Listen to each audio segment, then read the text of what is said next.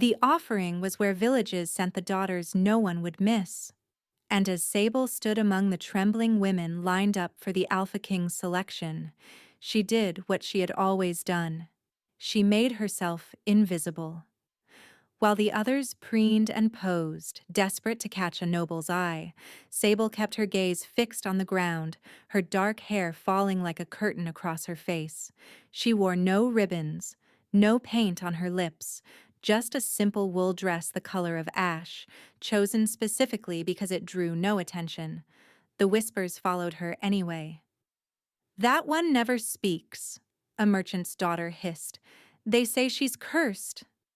"I heard she killed a man with her bare hands," another added.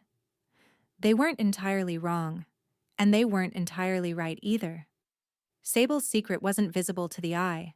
It lived deeper than skin, darker than shadow.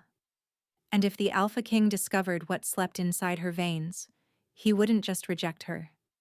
He would execute her. So when King Kadric of Valdron strode into the village square, past daughters of lords and wealthy merchants, past beauties who had prepared for this moment their entire lives, Sable didn't look up.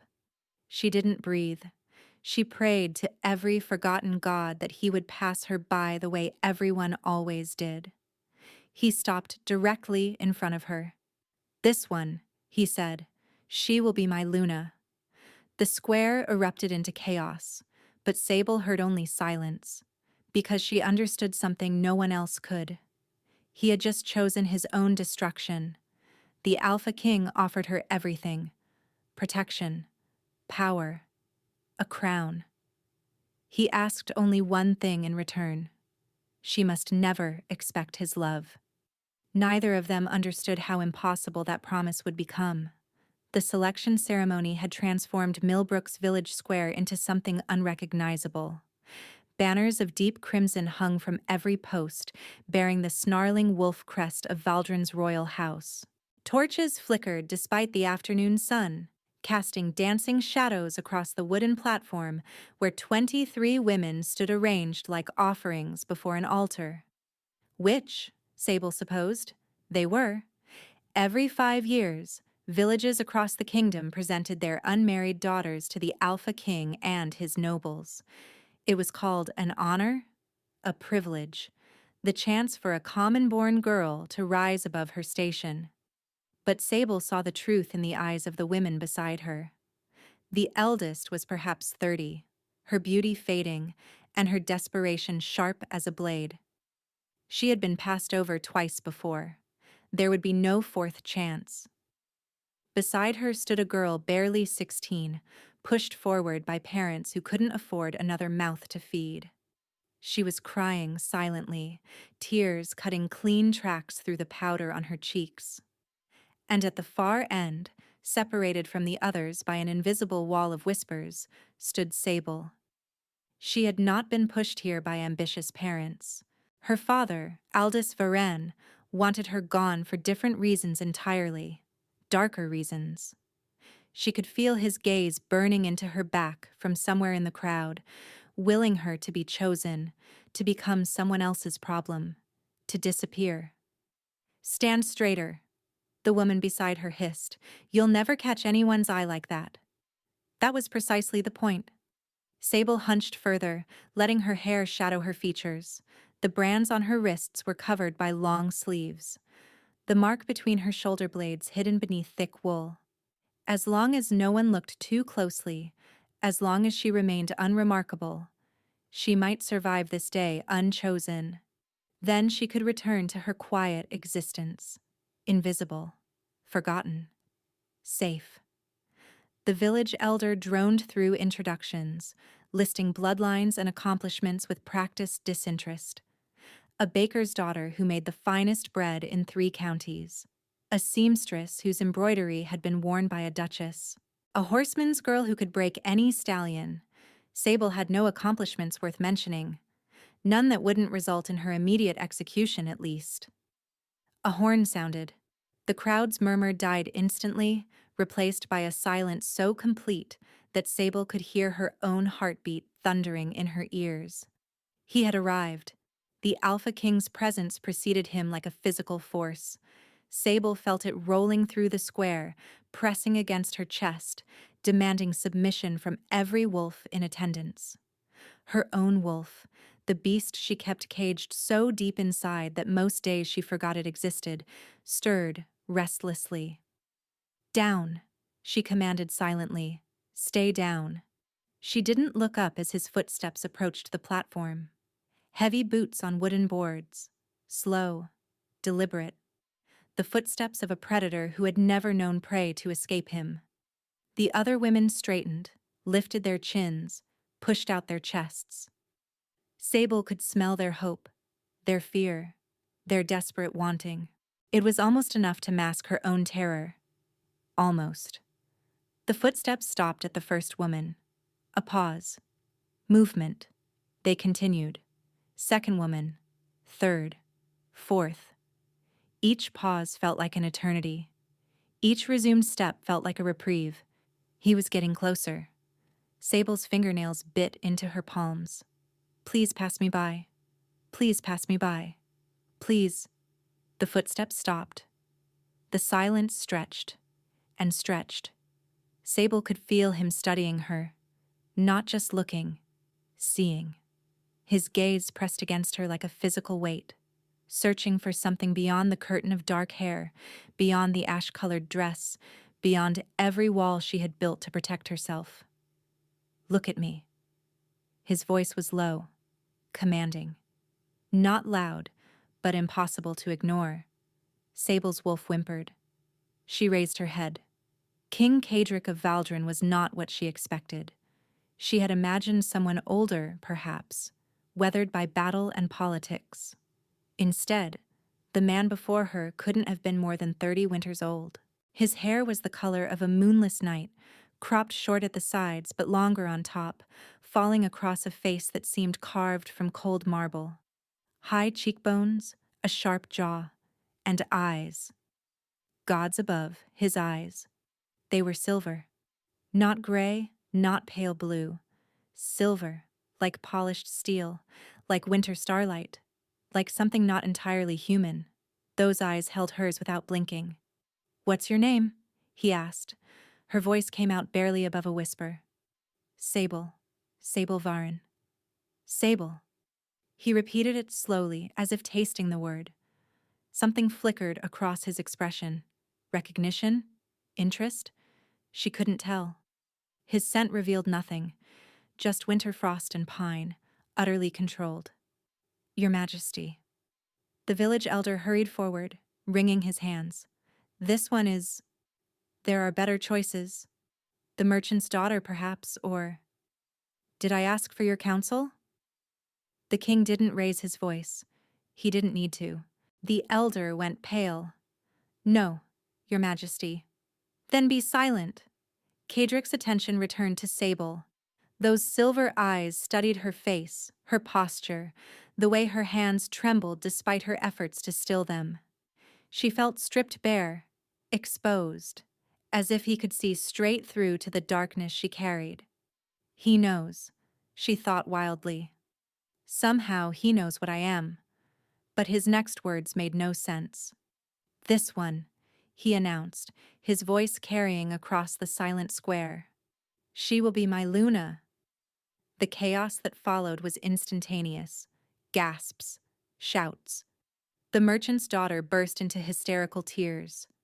Somewhere in the crowd, Sable's father made a sound like a wounded animal, though whether from joy or fury, she couldn't tell. But Sable heard none of it. She stared at the Alpha King, her mind reeling, her wolf howling inside its cage, because she understood something that no one else in this square could possibly comprehend. She was the worst possible choice he could have made, and she had no idea why he had made it. The carriage that bore her to Valdron Keep was larger than the cottage where Sable had spent her entire life. She sat rigidly on the velvet seat, afraid to touch anything, afraid to move, afraid to breathe too loudly. Through the window, the landscape transformed from familiar farmland into dense forest, then rolling hills, then finally, the keep. It rose from the earth like a great stone beast, towers clawing at a sky heavy with clouds. Banners snapped in the wind, guards patrolled walls thick enough to withstand a siege. And everywhere, the wolf crest of the royal house watched with hungry eyes. Sable's chest tightened. This is a mistake, she thought for the 100th time since leaving Millbrook. He'll realize it soon. He'll send me back. Or worse. The carriage rolled to a stop. A footman opened the door and offered his hand with a bow, so deep his nose nearly touched his knees. My Lady Luna. The title struck her like a physical blow. She wasn't a lady. She wasn't anyone's Luna. She was a village girl with a secret that could bring down kingdoms, and somehow she was supposed to walk into this castle and pretend to belong.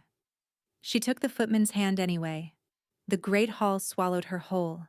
Vaulted ceilings, tapestries depicting ancient hunts, a fire crackling in a hearth large enough to roast an ox.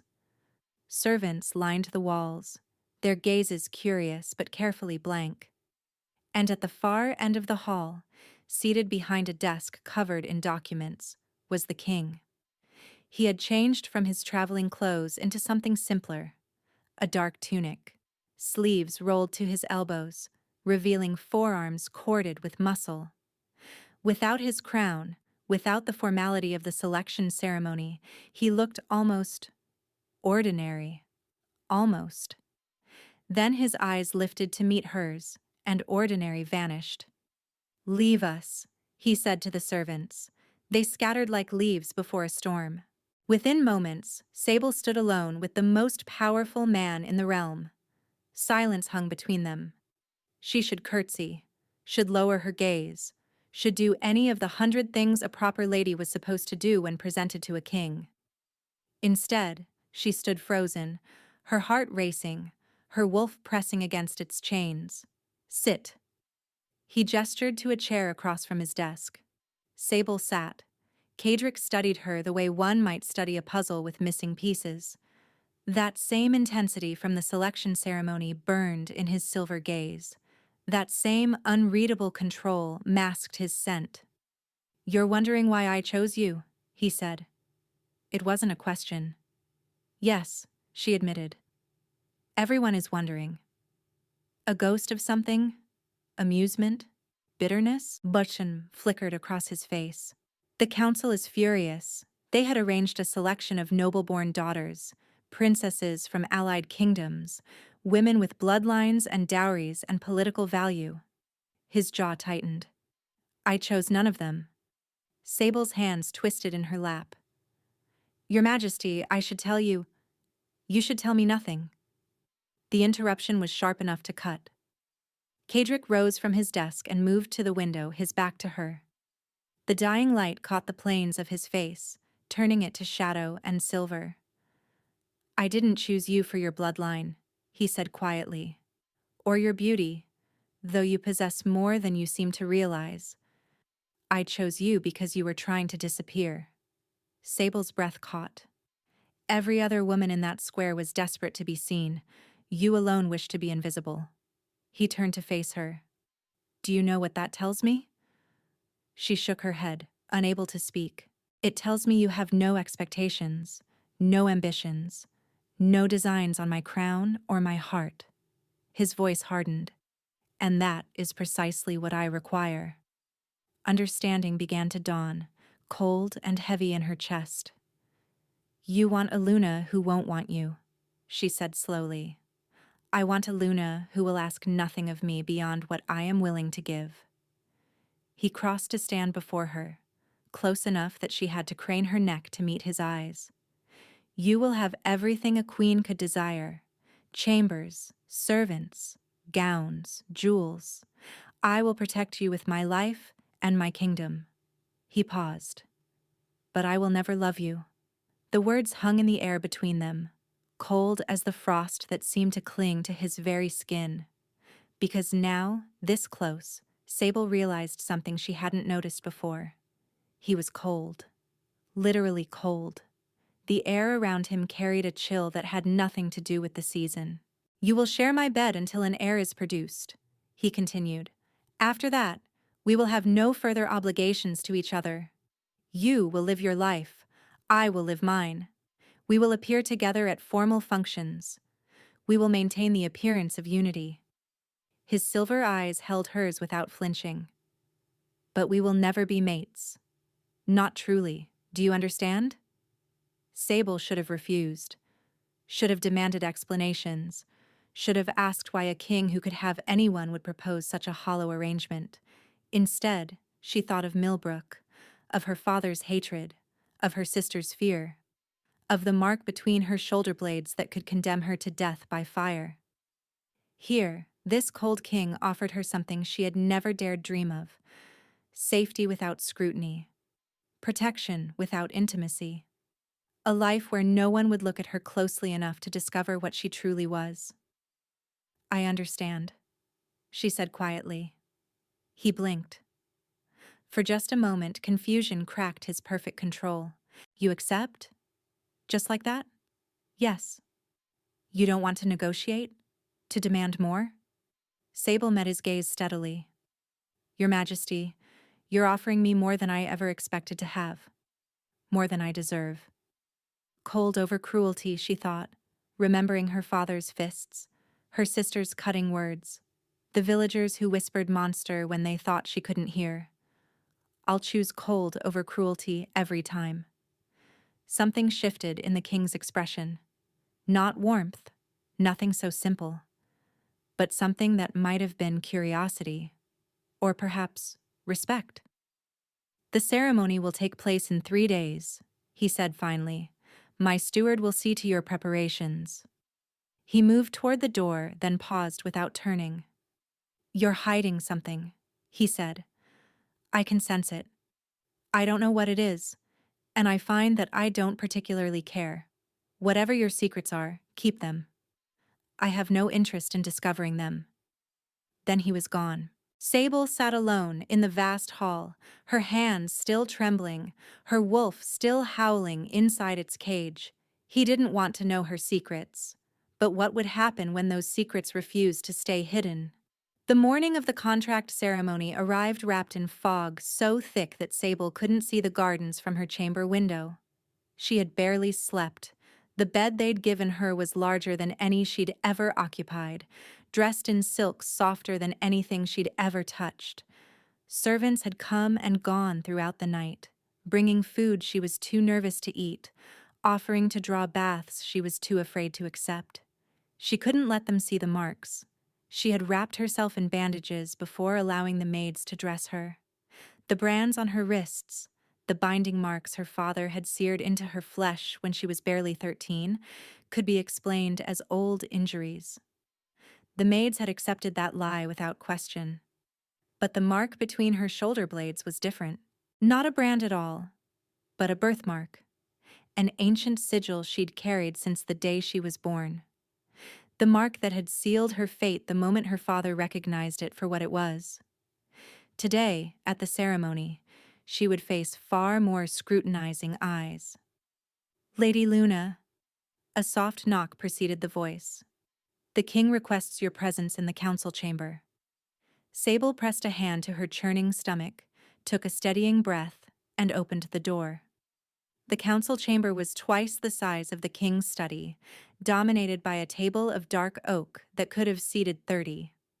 Windows lined one wall, their glass so clear that the fog beyond seemed to press against them like something alive. King Cadric sat at the head of the table, flanked by 2 advisors in formal robes. His expression revealed nothing. His scent remained that same wall of winter frost. And at the far end of the table, looking as if he'd swallowed something poisonous, sat her father. Aldous Varan had dressed in his finest clothes, which meant he looked slightly less shabby than usual. His thinning hair was slicked back, his narrow eyes fixed on Sable with an intensity that made her skin crawl. Beside him sat Petra, her sister. Where their father looked furious, Petra looked frightened. Her hands were clasped so tightly in her lap that her knuckles had gone white. Sit, Cadric commanded, gesturing to the empty chair near him. Sable sat. The distance between herself and her father felt like both a chasm and not nearly enough. One of the advisors, a gray-haired man with shrewd eyes, cleared his throat. Your Majesty, the contract has been prepared according to your specifications. If you wish, I can summarize the terms for all parties. That won't be necessary. Kadric picked up the document, scanned it briefly, then set it down. The terms are simple. He looked at Sable, or rather, at the space where her eyes were, that same penetrating gaze that seemed to see through everything. First and most importantly, you will be Luna of Valdron in all public matters. You will receive the respect and protection due to a queen. No one in my kingdom will be permitted to mistreat you, disrespect you, or question your position. Sable's breath caught. She hadn't expected that. Second, he continued, you will have complete autonomy within the keep.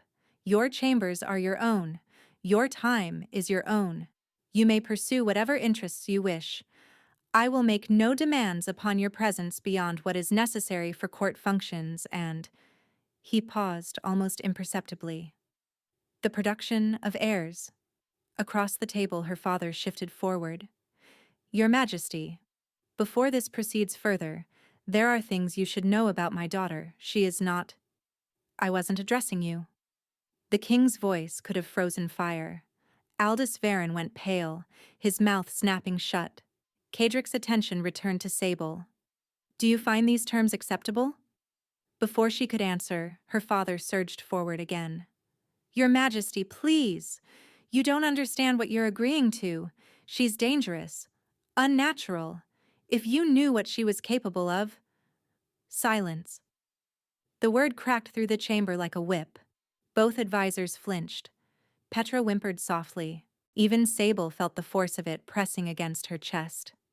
Kadric rose slowly from his chair, his silver eyes fixed on Aldous Varen with an expression that promised violence. You dare, he said quietly, to speak over your king? To interrupt proceedings that will determine the future of this kingdom? To insult the woman I have chosen as Luna in my own council chamber? Aldous' face went from pale to gray. I only meant... I know precisely what you meant. Kadric's lip curled. You meant to sabotage your own daughter. To poison me against her before she has even spoken a word in her defense. He moved around the table, each step slow and deliberate, until he stood directly before Aldous. The temperature in the room dropped. Frost actually appeared on the edge of the nearest window, crackling outward like spreading fingers. I chose your daughter despite your protests. I chose her because she was the only woman in that square who seemed to want nothing from me. His voice dropped to barely above a whisper. And now I discover that her own father was hoping she would fail, that he would rather see her condemned than chosen. A pause. Heavy. Suffocating. You disgust me. Aldous opened his mouth, closed it, and opened it again. No sound came out. Kadric turned his back on the man and returned to his seat. When he looked at Sable, something had shifted in his expression. Not warmth, still nothing so simple, but something that might have been understanding. I was not speaking to your father, he said quietly. I was speaking to you, my future Luna. His emphasis on the title felt deliberate, protective. Are these terms acceptable? Sable's throat tightened with an emotion she couldn't name. Yes, she managed. They're more than acceptable, Your Majesty. They're more than I ever dared hope for. The words seemed to confuse him. That same flicker of bewilderment she'd seen before crossed his face. You find being bound to a king who will never love you acceptable? I find being safe acceptable. The words came out before she could stop them. I find being protected acceptable. I find being treated with dignity for the first time in my life more than acceptable. She felt her father's glare burning into the side of her face. Felt Petra's sharp intake of breath, but she kept her eyes on the king. You've offered me terms that most women would reject as cold and empty, But your majesty doesn't understand. Her voice steadied. Cold isn't cruelty. Empty isn't hatred. What you're offering me is more kindness than I've ever received from my own blood. The silence that followed was absolute. Then Kadric nodded slowly. Sign here. She signed. Her father signed as witness, his hand trembling with barely contained rage. The advisors signed, exchanging glances that spoke of confusion and curiosity. And then, it was done. She was to be Luna of Valdron, bound to this silver-eyed king who promised her everything except the one thing most women wanted. As she rose to leave, a hand caught her arm. Petra. Her sister's face was pale, her eyes swimming with tears. We need to speak, she whispered. Alone. Against her better judgment, Sable nodded. They found an empty alcove off the main corridor, a small space barely large enough for two people, its window overlooking the fog-shrouded gardens. You should refuse him, Petra said without preamble. Sable blinked. What? Walk away. Now. Before it's too late. Why would I possibly do that? He's offering you a cage wrapped in silk. Petra's grip on her arm tightened. And when he discovers what's under your bandages, when he learns what you really are, that cage will become a pyre. Sable went cold. He's promised never to look beneath. Promises mean nothing. Her sister's voice cracked. He's the Alpha King, Sable, the most powerful wolf in existence.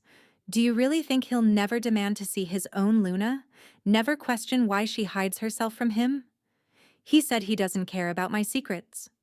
He doesn't care yet. Petra's eyes blazed.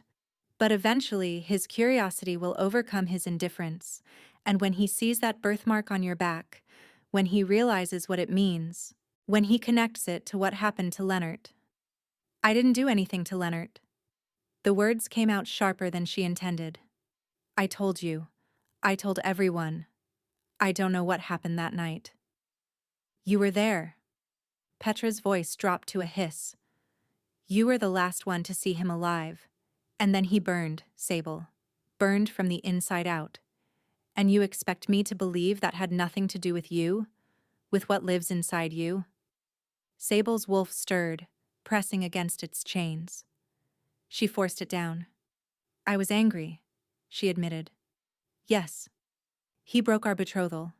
He chose you instead. I was furious. Her hands clenched at her sides. But I didn't kill him. I couldn't have killed him. Father bound my power when I was 13. The brands on my wrists. You've seen them. Whatever I am, whatever sleeps inside me, it's been locked away for years. Petra studied her for a long moment. Something flickered in her expression. Doubt, perhaps. Or maybe something softer. Then it hardened again. The king seems gentle now, she said quietly. But kings are never gentle for long, and when he discovers he's married a monster, he won't simply send you home. She turned and walked away before Sable could respond. Monster. The word echoed in the empty alcove long after Petra had gone. Sable touched the bandages wrapped around her wrists, felt the raised flesh of the binding brands beneath. Her sister wasn't wrong about one thing. The king would eventually want to see what she was hiding. And when he did, everything would burn. The Luna ceremony was held at twilight. Sable had been dressed by a team of silent servants who moved with practiced efficiency, their hands gentle but impersonal. They had wrapped her in a gown of midnight blue velvet, heavy enough to conceal the bandages beneath. A circlet of silver and moonstone rested on her brow. Her dark hair had been braided with tiny crystals that caught the fading light like captured stars. She looked like a queen. She felt like a sacrifice. My Lady Luna. A guard bowed at her chamber door. The procession awaits. Sable pressed a hand to her stomach, willing the nausea to subside. Through her window she could see them. Thousands of wolves gathered in the great courtyard below, nobles in their finery, common folk pressed against the barriers, all of them waiting to see the woman their king had chosen, the woman no one could explain, The walk from her chambers to the ceremonial hall felt endless. Every corridor was lined with courtiers and servants, their eyes following her like hungry wolves tracking wounded prey. Whispers slithered behind her like snakes. Look at her. Just a village girl. What hold does she have over him? There must be something wrong with her. Why else would she hide? Sable kept her chin high and her gaze forward. She would not give them the satisfaction of seeing her crumble. The ceremonial hall was even more overwhelming than the Great Hall had been. Columns of white marble stretched toward a ceiling painted with scenes of ancient hunts. Candles flickered in iron chandeliers. And at the far end, standing before a dais draped in crimson silk, waited King Cadric. He wore black, as always. But tonight, a crown of twisted silver rested on his dark hair, and a cloak of wolf fur hung from his shoulders. He looked every inch the Alpha King, beautiful and terrible and utterly untouchable. His silver eyes found hers across the crowded hall. Sable walked toward him alone. No father to escort her. She had made that clear, and to her surprise, Cadric had not questioned it. Aldous Varen stood somewhere in the crowd, no doubt seething, but she refused to seek him out. He had forfeited any claim to this moment years ago, the first time his fist had connected with her face. The priest was ancient, his voice like rustling parchment as he began the ceremony. Sable barely heard the words. She was too aware of Cadric beside her, radiating that strange cold that seemed to deepen with each passing moment. The vows came. Do you, Cadric, Alpha King of Valdron, take this woman as your Luna, your queen, your mate? I do. His voice carried through the hall without effort. Then his head turned, and those silver eyes fixed on her with an intensity that stole her breath. Understand this, he said quietly, for her ears alone. What I offer you is protection, safety, status. A pause. But not my heart. Never that. Sable nodded slowly. I understand, Your Majesty. Do you? Something flickered in his gaze, doubt perhaps, or guilt. Because most women would find such terms lacking. I am not most women. The priest cleared his throat. And do you, Sable of House Varen, take this man as your alpha, your king, your mate? I do. Then by the ancient laws of our kind, I pronounce you bound, Luna to Alpha, Queen to King. The priest smiled benevolently. You may claim your mate, Your Majesty. The hall held its breath. This was the moment, the claiming bite that would bind them together, that would leave its mark on her throat for all to see. It would require him to push aside her collar, to expose her neck, to... Sable's heart hammered against her ribs. Cadric stepped closer. His hand rose slowly, giving her time to pull away. When she didn't move, his fingers brushed the high collar of her gown. She tensed. Peace, he murmured. I won't expose you. Before she could process his words, he leaned down and pressed his lips to her forehead. Not her throat, her forehead. A gentle kiss that promised nothing and asked for nothing. When he straightened, his expression remained controlled, but something warm flickered in the depths of his silver eyes. The claiming will be completed in private, he announced to the hall. My Luna's modesty will be respected. Murmurs rippled through the crowd. Confusion, disappointment. Some of the nobles exchanged glances that spoke of suspicion, but Sable barely noticed. He had protected her. Again. Without her having to ask. The feast that followed was a blur of rich food and richer wine. Sable sat beside Cadric on the dais, accepting congratulations from an endless stream of nobles whose names she immediately forgot. Through it all, the king remained distant but attentive, ensuring her goblet was never empty, that no one approached her with anything less than respect. When the hour grew late and the crowd began to thin, he leaned close. You're exhausted, he said.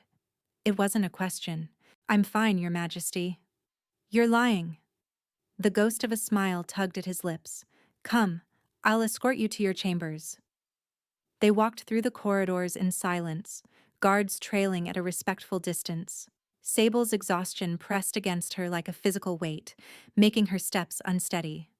At her door, Kadric paused. Tonight, you rest, he said. Tomorrow, we discuss what comes next. Sable nodded, then hesitated. Your Majesty, thank you. For what you did at the ceremony. For not. I made you a promise. His voice was quiet but firm. I intend to keep it. He turned and walked away before she could respond. Sable watched him go.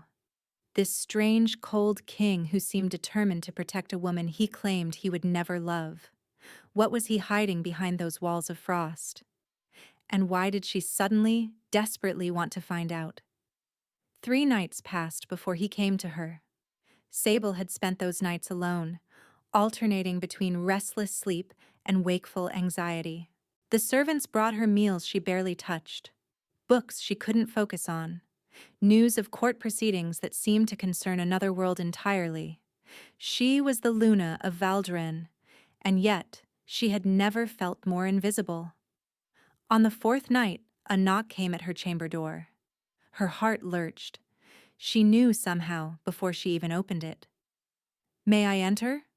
Kadric stood in the corridor, dressed simply in a dark tunic and loose trousers.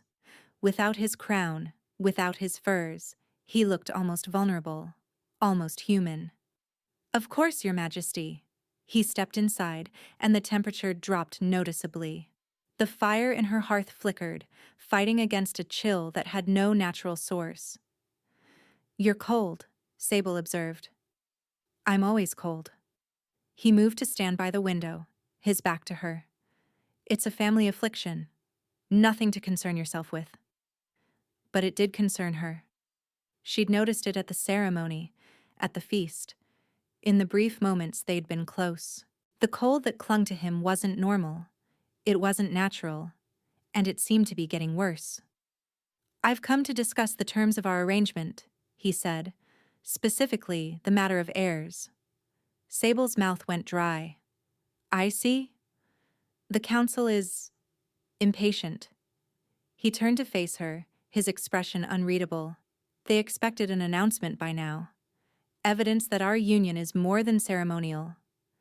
And what do you expect, Your Majesty? For a long moment he simply looked at her. Those silver eyes traced her face, her throat, the shape of her body beneath the modest nightgown she wore. I expect nothing, he said finally. I am asking. The distinction wasn't lost on her. He could have demanded, could have claimed his rights as her king and her mate. Instead, he stood across the room, hands clasped behind his back, waiting for her answer. I understood the terms when I accepted them, Sable said quietly. An heir is part of our bargain. Understanding and accepting are different things. He took a step closer. I won't force you, Sable. Not tonight. Not ever. If you need more time, I don't. The words surprised her as much as they seemed to surprise him. She crossed the distance between them, stopping close enough to feel the chill radiating from his skin. Her wolf stirred, not in fear, but in something that felt dangerously like anticipation. I'm not afraid of you, she said. It was almost true. Perhaps you should be. Why? He didn't answer. Instead, he reached into his pocket and withdrew a strip of dark silk. I will wear this, he said, so there can be no question of me seeing what you wish to hide. Sable's breath caught. A blindfold. He was offering to blind himself rather than violate her secrets. Turn around, she whispered. He obeyed without hesitation. Her hands trembled as she reached up to tie the blindfold. She had to rise on her toes, had to press close enough that she could smell him, pine and frost and something darker beneath. Up close, she could see the tension in his shoulders, the rigid control he maintained even in this moment of vulnerability.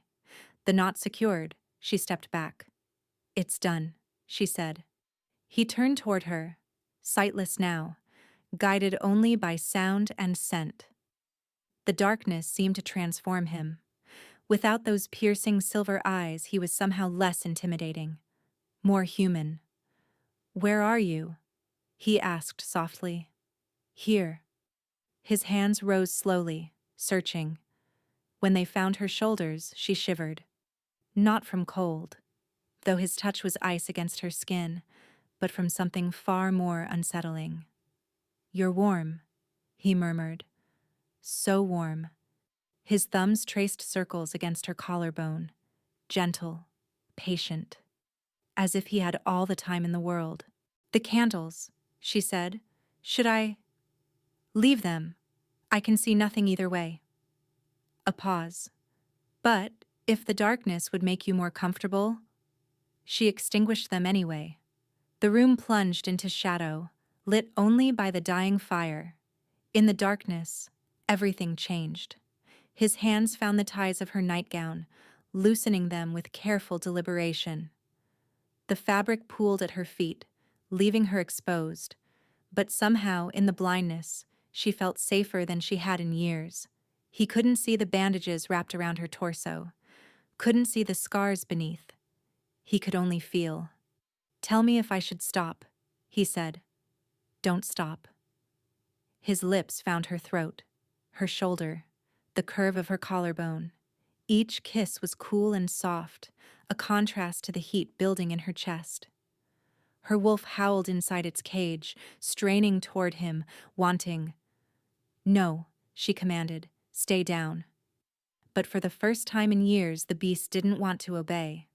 His hands mapped her body with aching slowness, the dip of her waist, the swell of her hips.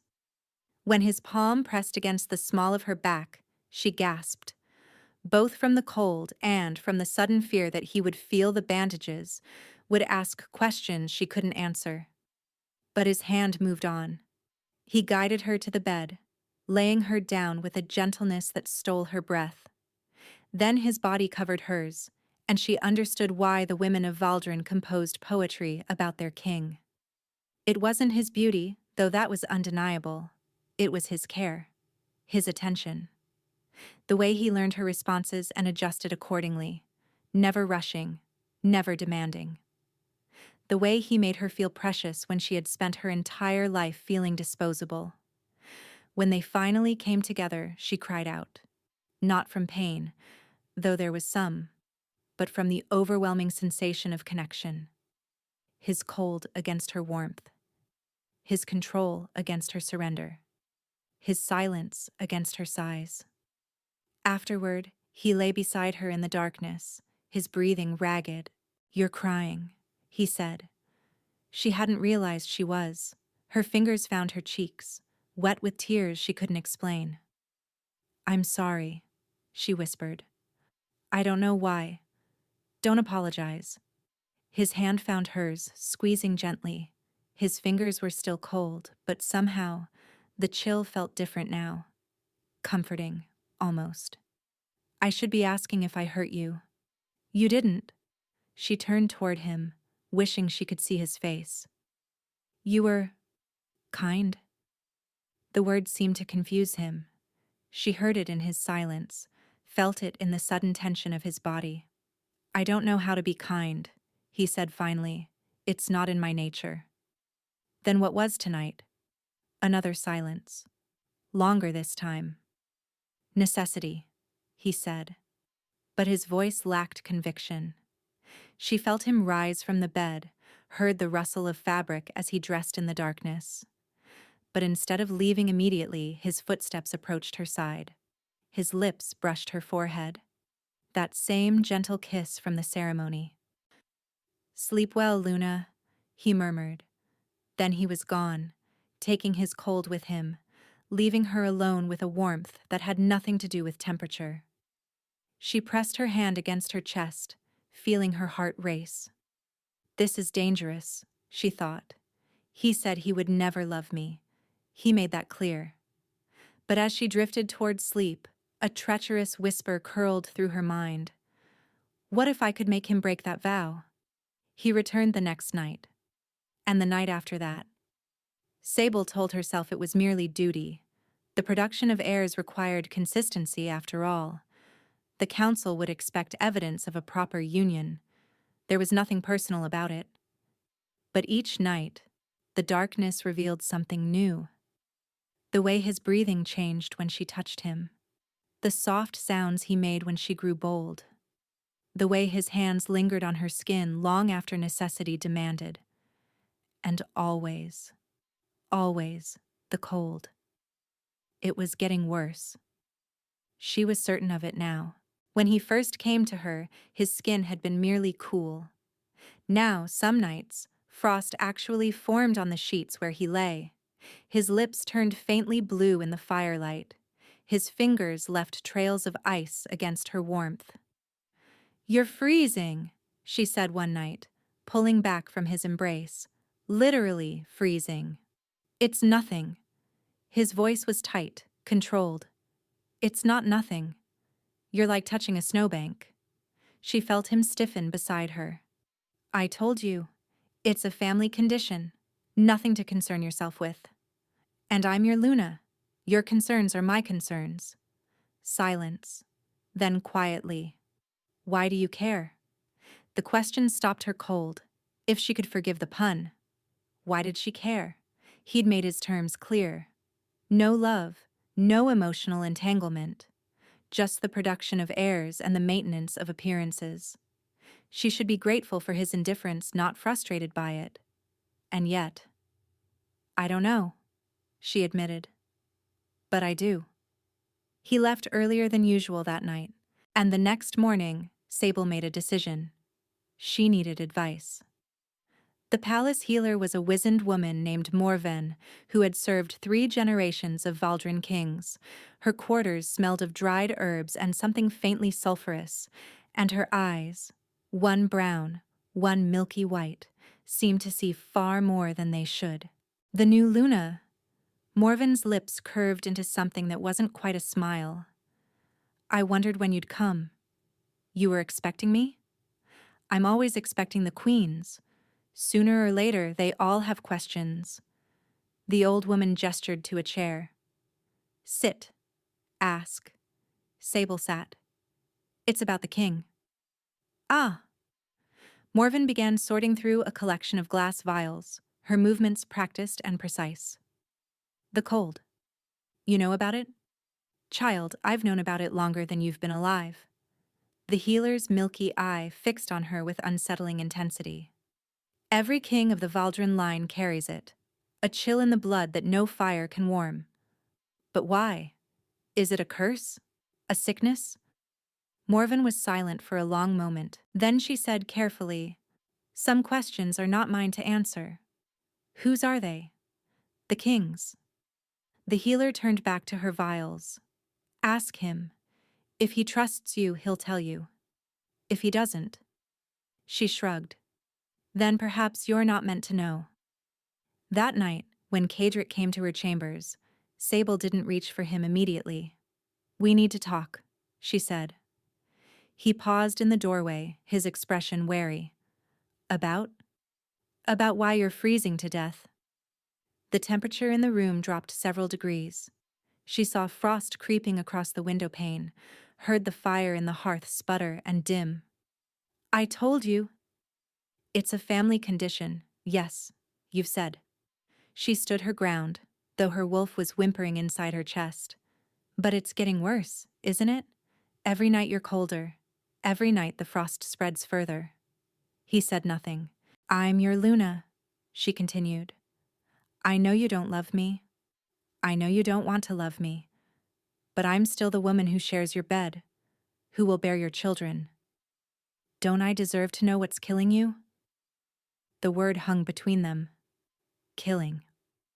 Kedric's jaw clenched. For a moment she thought he would turn and leave, would shut her out the way he shut everyone out. Then his shoulders sagged. "Not killing," he said quietly. "Not yet." He crossed to the fireplace, staring into the dying flames. The frost on the windows thickened. "My great-great-grandfather made a bargain," he said. Generations ago, before Valdron was even a kingdom. He was a warlord then, ruthless and ambitious. He wanted power beyond anything a mere wolf could achieve. Sable held her breath. He found a witch. An old one. Older than the mountains. She offered him exactly what he sought. The strength to conquer nations, to build an empire, to become legend. His voice hardened. But magic always has a price. What price? The warmth of his bloodline. Kadric turned to face her, and for the first time she saw something raw in his silver eyes. Every king of Valdron is born with ice in his veins. We feel cold constantly. We radiate cold. And as we age, it worsens. How much worse? My father was 53 when the cold finally claimed him. He froze from the inside out. A muscle twitched in his jaw. His father was 48, his grandfather 42. The curse strengthens with each generation. Sable's blood chilled. How old are you? 31. And how much time? I don't know. The admission seemed to cost him something. A decade, perhaps. Perhaps less. The cold accelerates unpredictably.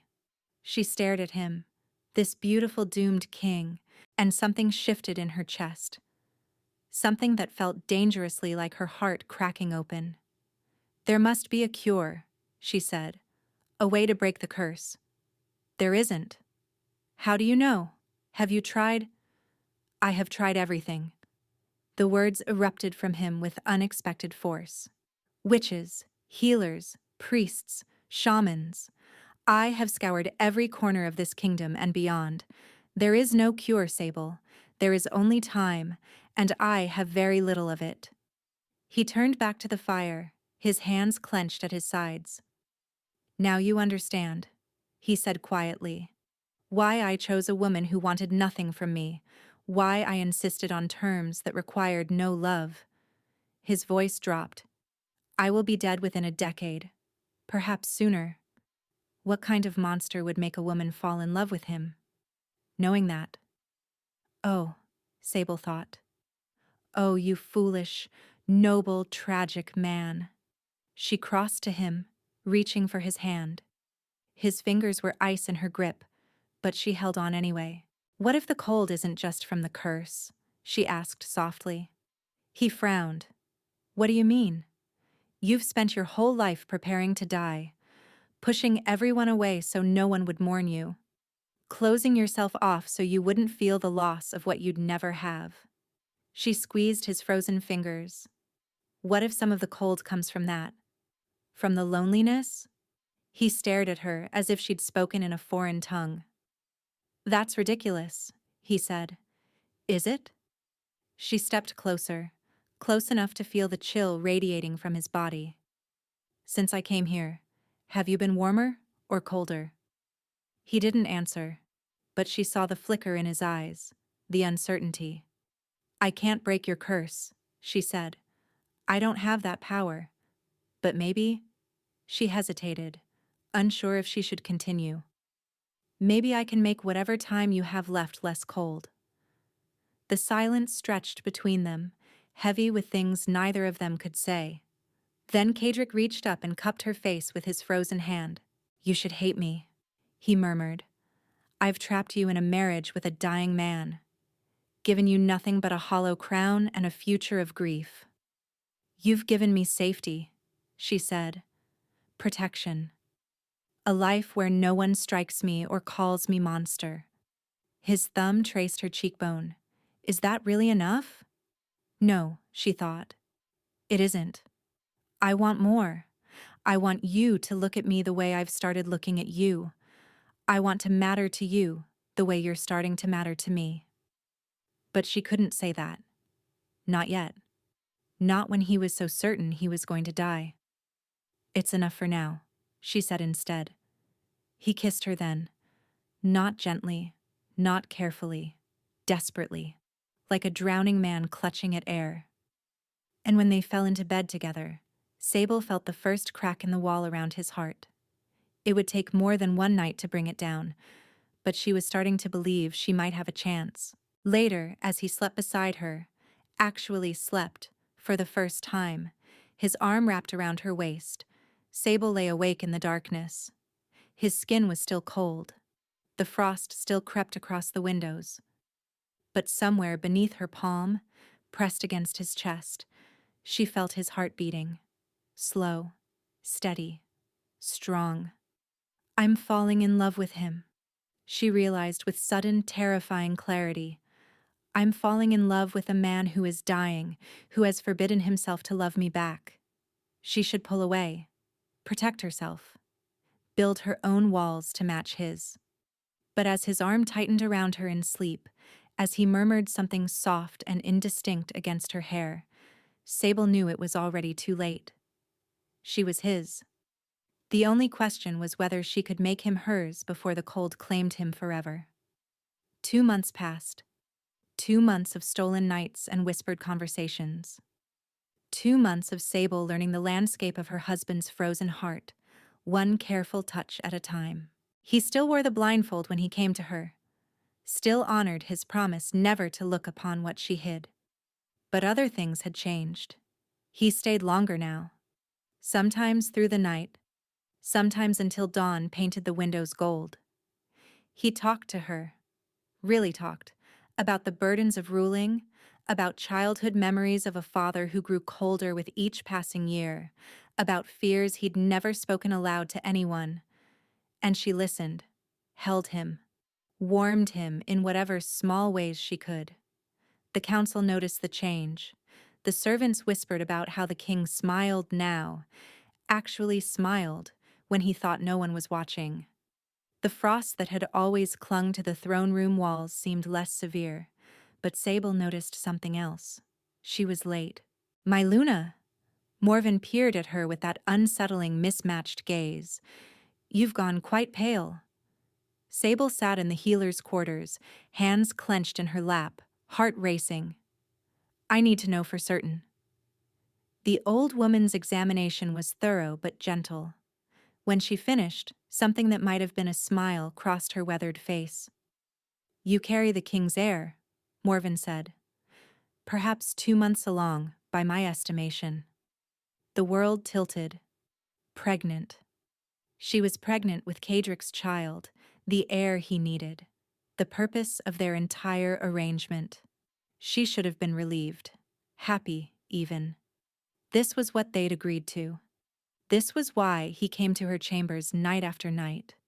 But all she could think was, now he has what he wanted. Now he'll stop coming. My Luna. Morven's voice cut through her spiral. This is good news, is it not?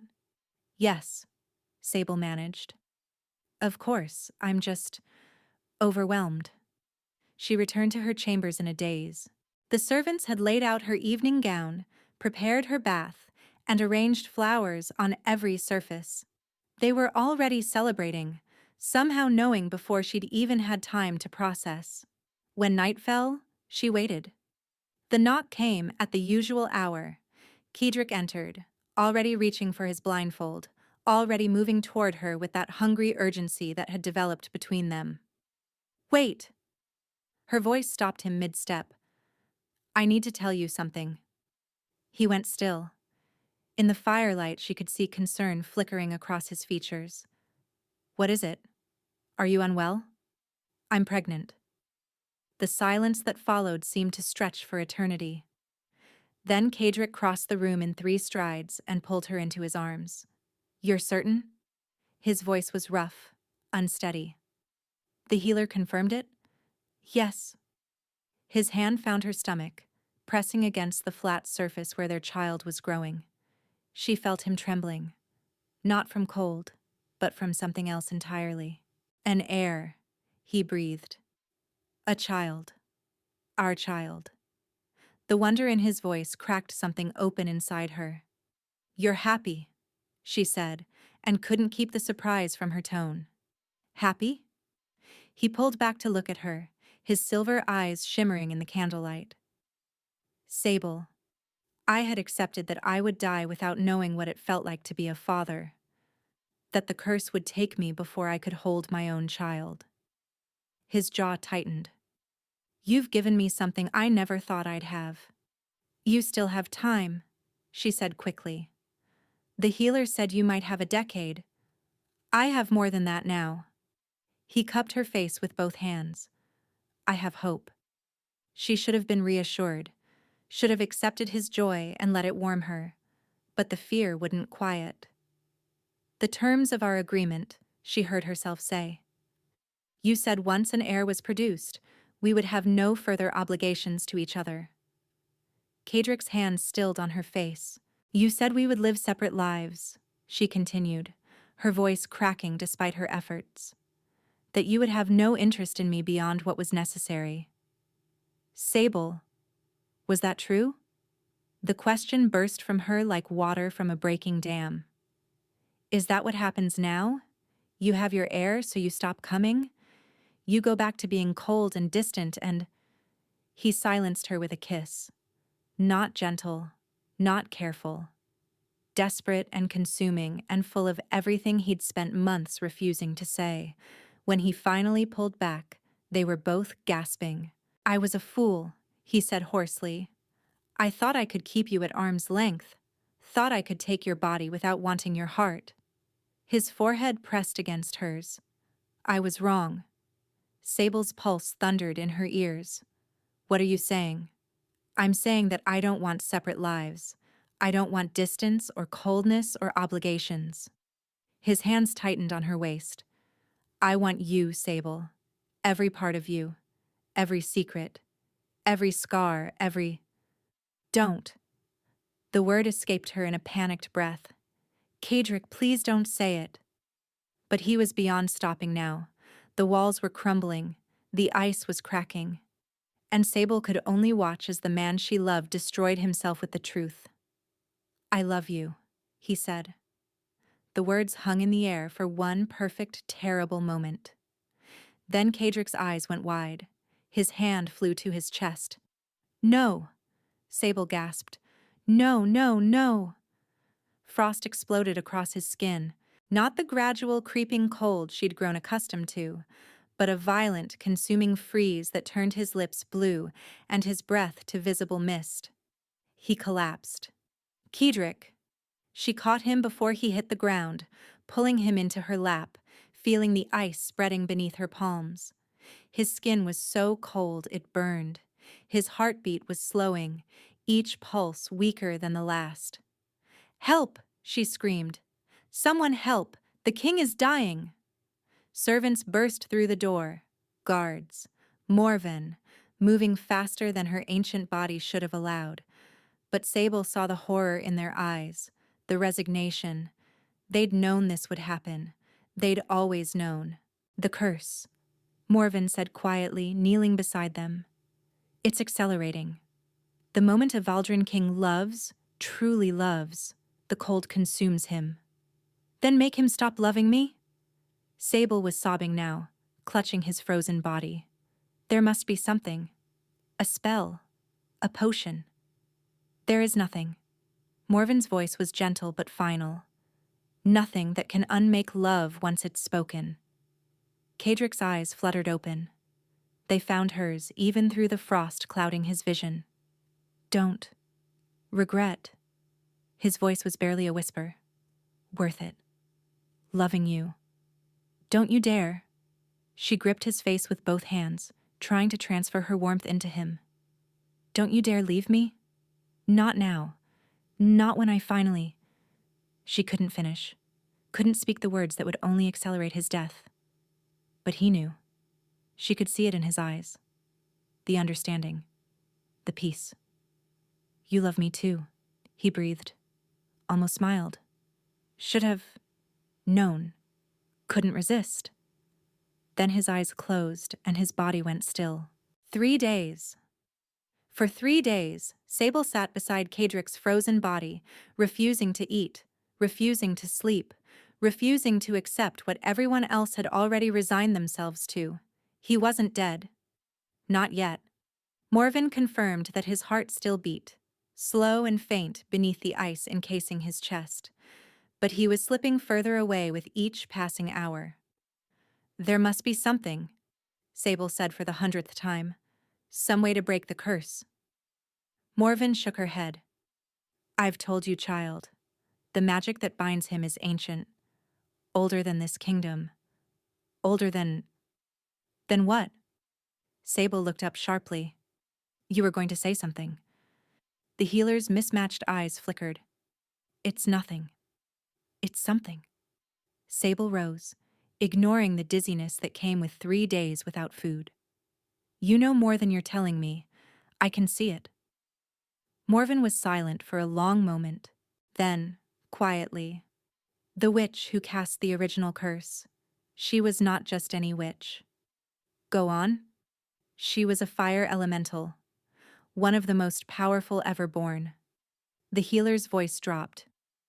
They say her bloodline carried magic so strong it could melt mountains, burn through any spell, counter any curse.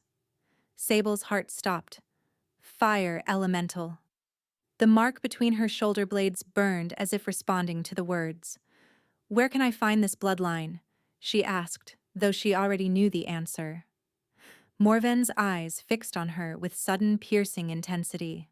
I suspect, my Luna, that you already have. The ride to her father's estate took half a day. Sable pushed her horse to its limits, accompanied by a small guard of royal soldiers who asked no questions about their queen's desperate mission. The countryside blurred past, villages and forests and rivers, all of it meaningless compared to the man dying in the castle behind her. Aldous Varen's manor was smaller than she remembered, darker. Or perhaps she was simply seeing it clearly for the first time. She didn't knock. The doors burst open at her touch, not from force, but from something else. Something hot and crackling that she'd kept caged her entire life. Her father stood in the main hall, goblet in hand, face twisted with surprise that quickly soured into contempt. So the queen returns, he sneered. Come to gloat over your success? I need you to remove my binding. Aldous laughed. And why would I do that? Because my husband is dying.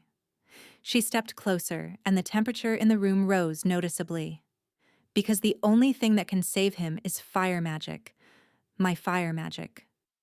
Her father's expression flickered. Just for a moment. But she caught it. Fear. You don't know what you're asking, he said. Your power is dangerous. Uncontrollable. If I release it, you'll release it or I'll tear this manor apart looking for the seal myself. Another step. The candles on the walls flared, their flames reaching toward her like eager fingers. I know about the witch who cursed the Valdron line. I know she was a fire elemental.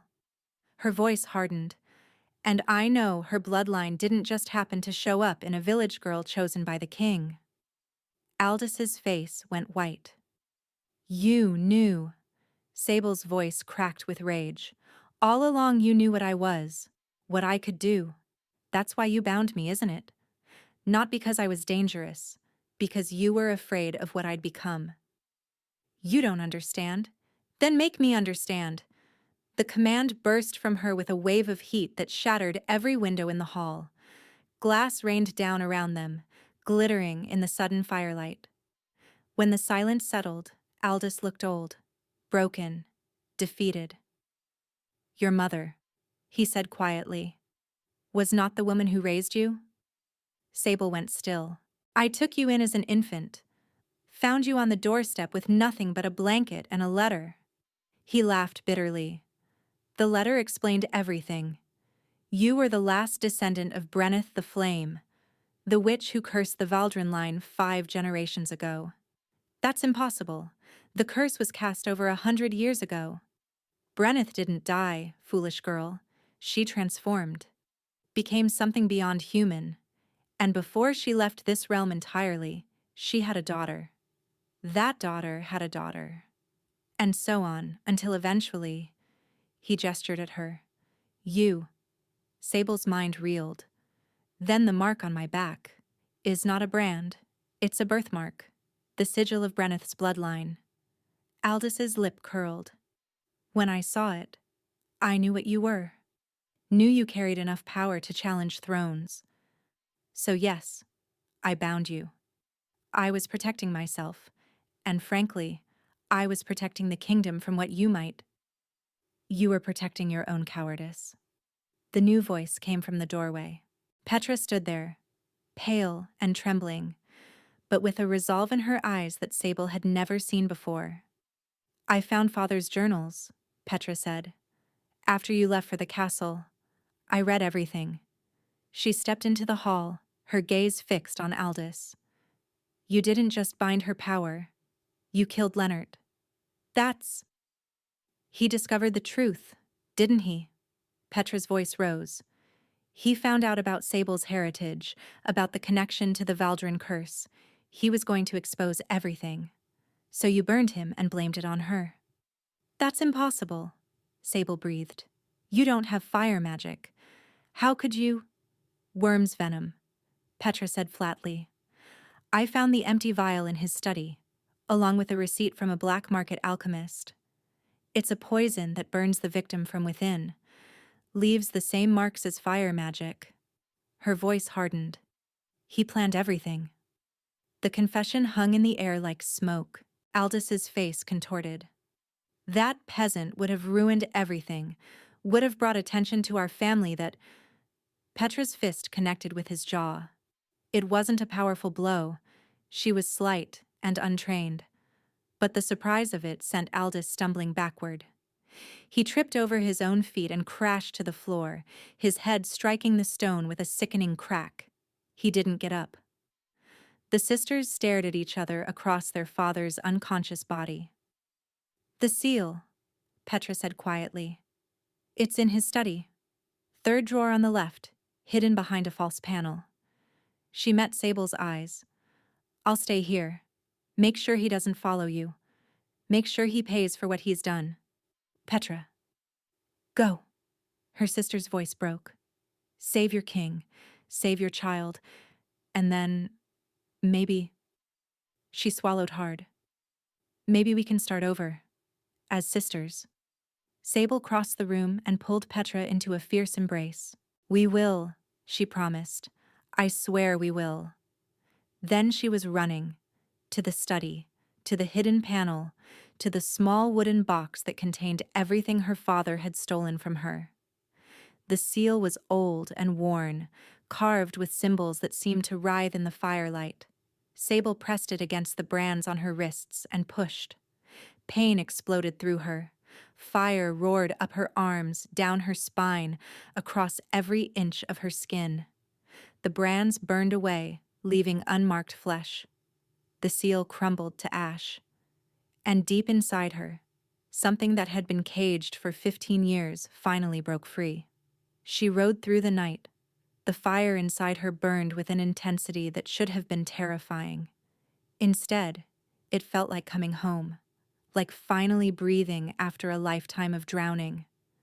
The castle gates flew open at her approach. Servants scattered from her path.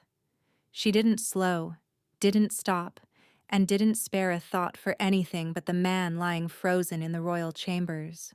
Morven met her at the door. He doesn't have long, the healer said grimly. The ice has reached his heart. Sable pushed past her. The room was cold, so cold that her breath turned to mist the moment she entered. Frost covered every surface, the walls, the floor, the bed where Cadric lay motionless. He was barely recognizable. Ice encased his skin like armor. His lips were blue-white. His eyes were closed, lashes frosted, expression peaceful in a way that looked too much like death. Everyone out, Sable commanded. My Luna. Now. They fled. Sable crossed to the bed and climbed onto it, straddling Cadric's frozen form. Her hands pressed against his chest, and she could feel it. The cold that had pursued him his entire life, the curse that had stolen his father, his grandfather, every king before them. Ice and fire, death and life. You will not have him, she said. The fire answered. It poured out of her palms like liquid sunlight, burning gold and crimson and white. The ice hissed and cracked. Steam rose from Cadric's skin. The frost on the walls began to melt, running down in rivers. But the curse fought back. The cold surged up through his chest, pushing against her flames, trying to reclaim what it had almost taken. Sable gritted her teeth and pushed harder. The fire inside her roared, demanding release, demanding more. She gave it everything. Every moment of fear and loneliness, every blow her father had landed, every whisper of monster she'd endured, every night she'd spent in Cadrick's arms, learning to love a man who had forbidden himself to love her back. All of it became fuel.